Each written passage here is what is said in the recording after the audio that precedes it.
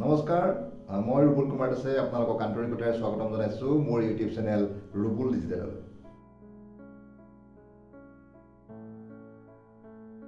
শ্ৰদ্ধাৰ শিক্ষাগুৰুসকল, ইতিমধ্যে আমাৰ 2025-26 বৰ্ষৰ যি শিক্ষাবৰ্ষ আছে সেই শিক্ষাবৰ্ষ প্ৰায় সমাপ্ত হৈছে।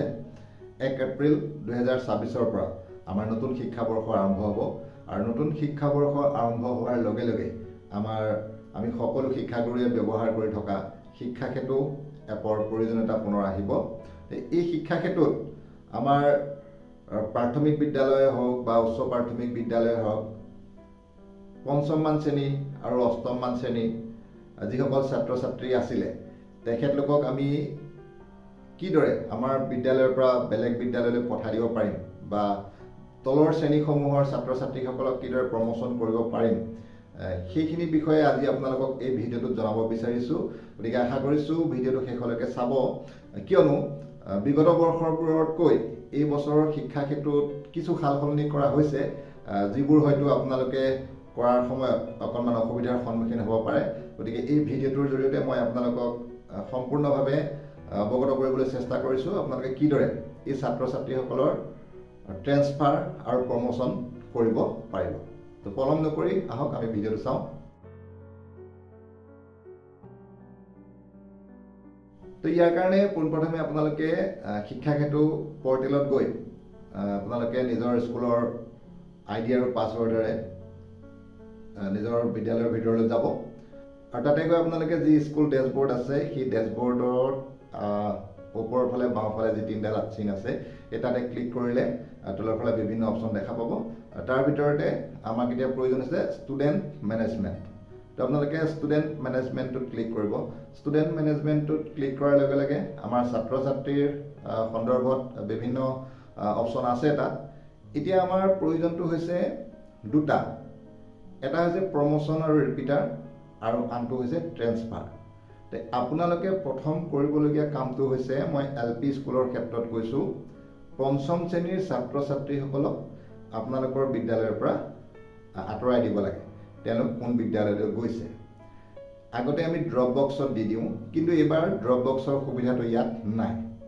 তো ইয়াৰ কাৰণে আপোনালোকে কি কৰিব, সেই ট্ৰেন্সফাৰ যিটো ট্ৰেন্সফাৰ বাটনটো আছে ট্ৰেন্সফাৰটোত ক্লিক কৰি দিয়াৰ লগে লগে আপোনালোকৰ স্ক্ৰীণত শ্ৰেণীসমূহ আহিব। ক শ্ৰেণীৰ পৰা পঞ্চম শ্ৰেণীলৈকে আহিব।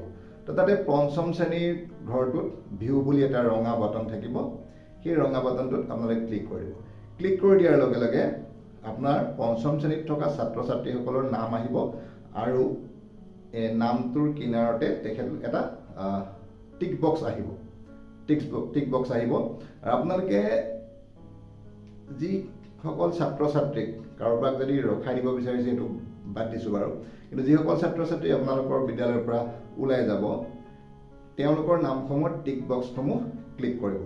তো উদাহৰণ হিচাপে আপোনালোকে যিকোনো এজন ছাত্ৰ ছাত্ৰীৰ এটা নাম এটা টিক বক্সটোত ক্লিক কৰিলে তলৰ ফালে দেখা পাব, একেবাৰে তলত যেতিয়া নাম ছাত্ৰ ছাত্ৰীৰ নাম শেষ হ'ব একেবাৰে তলত দেখা পাব পুছ দ্য ষ্টুডেণ্টছ বুলি আছে। পুছ দ্য ষ্টুডেণ্টছ অৰ্থাৎ ছাত্ৰ বা ছাত্ৰীগৰাকীক ঠেলি পঠাওক। এতিয়া তাত আপোনালোকে ক্লিক কৰি দিয়াৰ লগে লগে আমাৰ সন্মুখত এনেকুৱা কেইটামান তথ্য বিচাৰিব যে আপুনি সেই ছাত্ৰ বা ছাত্ৰীগৰাকীক ক'লৈ পঠাব বিচাৰিছে। তাতে আহিব district, block, cluster, school name তেনেকুৱাকৈ আহিব। তো আপুনি সেইকেইটা চিলেক্ট কৰিব লাগিব, অৰ্থাৎ মোৰ বিদ্যালয়খনৰ ছাত্ৰ ছাত্ৰীসকলে সম্ভাৱ্য কোন বিদ্যালয়লৈ যাব পাৰে সেই বিদ্যালয়খনত আপোনালোকে ছাত্ৰ ছাত্ৰীখিনি পঠাই দিব আৰু তাৰপিছতে আপোনালোকে পোষ্ট কৰি দিব। তো সেই ছাত্ৰ বা ছাত্ৰীগৰাকী গুচি যাবগৈ। তো আপোনাৰ পঞ্চম শ্ৰেণীৰ ঘৰটো খালী হৈ থাকিব। এতিয়া কথাটো হ'ল, যিখন বিদ্যালয়লৈ আপোনালোকে ছাত্ৰ বা ছাত্ৰীগৰাকী পঠাই দিলে সেইখন বিদ্যালয়ে কেনেকৈ গম পাব? তো তেওঁলোকে যেতিয়া নিজৰ স্কুল লগ ইন কৰিব, লগ ইন কৰাৰ লগে লগে তেওঁলোকৰ একদম ওপৰতে এটা এলাৰ্ট আহিব যে আপোনাৰ বিদ্যালয়ৰ নামত ড্ৰপ বক্সত 10জন ছাত্ৰ ছাত্ৰী আছে। তেওঁ তাতে ক্লিক কৰিলে, এই ড্ৰপ বক্স ষ্টুডেণ্টত গৈ ক্লিক কৰিলে সেই ছাত্ৰ ছাত্ৰীখিনি আহিব আৰু সেই ছাত্ৰ ছাত্ৰীসকলে তেওঁলোকৰ তাত এডমিশ্যন লৈছেনে নাই কনফাৰ্মেশ্যনটো কৰি তেওঁ ছাত্ৰ ছাত্ৰীসকলক একচেপ্ট এণ্ড এডমিট দুটা বাটন আছে আৰু বেক টু স্কুল এনেকৈ দুটা বাটন আছে। তো যিসকলে এডমিশ্যন লৈছে সেইখন স্কুলত তেওঁলোকে একচেপ্ট কৰিব আৰু যিসকলে কৰা নাই তেওঁলোকক ৰিজেক্ট কৰি দিব, তেওঁ পুনৰ মোৰ বিদ্যালয়খনলৈ গুচি আহিব। তো এইটো সেইখন বিদ্যালয়লৈ গ'ল। এতিয়া মই এনেকৈ কৰি দিয়াৰ লগে লগে পঞ্চম শ্ৰেণীৰ ছাত্ৰ ছাত্ৰীসকল মোৰ বিদ্যালয়ৰ শ্ৰেণীটোৰ পৰা খালী হৈ যাব। আৰু এইটোৱে হৈছে পঞ্চম শ্ৰেণী আৰু অষ্টম শ্ৰেণীৰ ক্ষেত্ৰত কৰিবলগীয়া প্ৰক্ৰিয়া। আপোনালোকে নিশ্চয় ধৰিব পাৰিছে চাগৈ অকণমান সাল সলনি কৰা হৈছে। আৰু প্ৰমোশ্যনৰ ক্ষেত্ৰত আপোনালোকে সেই ডেছবৰ্ডৰ ষ্টুডেণ্ট মেনেজমেণ্টত গৈ প্ৰমোশ্যন এণ্ড ৰিপিটাৰ যিটো বাটন আছে তাত ক্লিক কৰিব। ক্লিক কৰাৰ লগে লগে একেধৰণে আহিব, ক শ্ৰেণীৰ পৰা পঞ্চম শ্ৰেণীলৈ আহিব। তো আপোনালোকে যিটো শ্ৰেণী আচলতে ওপৰৰ ক্লাছৰ পৰা যাব, এতিয়া আমি পঞ্চমটো খালী হৈ গ'ল আপোনাৰ, এতিয়া আমি চতুৰ্থ শ্ৰেণীখিনিক প্ৰমোট কৰিম। তো চতুৰ্থ শ্ৰেণীৰ ভিউটোত ক্লিক কৰিলে গোটেই ছাত্ৰ ছাত্ৰী আহিব আৰু তেওঁলোকৰ কিনাৰত থকা টিক বক্সকেইটাত বা চিলেক্ট অল বুলিও থাকিব, তাত গোটেইকেইটা চিলেক্ট কৰি পেলাই তলৰ ফালে অপশ্যন আছে যে প্ৰমোট। তো প্ৰমোট কৰি দিয়াৰ লগে লগে ছাত্ৰ ছাত্ৰীসকল পঞ্চম শ্ৰেণীলৈ গুচি আহিব। ঠিক তেনেকৈ আপোনালোকে গোটেইকেইটা শ্ৰেণী প্ৰমোশ্যন কৰাৰ পাছত আপোনাৰ প্ৰথম শ্ৰেণী বা ক শ্ৰেণীত যিখিনি নতুনকৈ নাম ভৰ্তি হৈছে সেইখিনি নিউ এণ্ট্ৰি হিচাপত আপোনালোকে অন্তৰ্ভুক্ত কৰিব।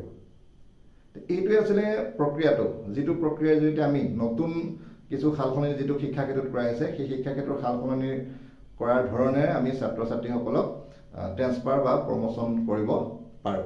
আৰু এই কাম কৰাটো অতিকৈ জৰুৰী। কিহৰ কাৰণে? 1 তাৰিখৰ পৰা যিহেতুকে বিদ্যালয়সমূহে শিক্ষা ক্ষেত্ৰত উপস্থিতি গ্ৰহণ কৰিব লাগিব। যিবোৰ এম ই স্কুল আছে তেখেতলোকৰ যদি ছাত্ৰ ছাত্ৰীসকলৰ নামসমূহ তেওঁলোকৰ ক্লাছ 6ত যদি অন্তৰ্ভুক্ত নহয়, ছাত্ৰ ছাত্ৰীসকলতো যাবই তেওঁলোকৰ স্কুললৈ, গতিকে তেওঁলোকে শিক্ষা ক্ষেত্ৰত উপস্থিতি লোৱাত অসুবিধা হ'ব। অকল সেই তাতে বুলি নহয়, বেলেগ স্কুলতো অসুবিধা হ'ব। গতিকে আপোনালোকে যিমান পাৰে সোনকালে এই যিটো প্ৰমোশ্যন আৰু ট্ৰেন্সফাৰৰ কামটো কৰি লওক, যাতে পৰৱৰ্তী সময়ত ইয়াৰ লগত আনুষংগিক একো সমস্যা আপোনালোকে সন্মুখীন হ'বলগীয়া নহয়। তো আজিলৈ ভিডিঅ'টো ইমানেই আছিল। আৰু যদি ভিডিঅ'টো ভাল পাইছে তেনেহ'লে আনকো শ্বেয়াৰ কৰিব। তো আজিলৈ আহিছোঁ, ধন্যবাদ।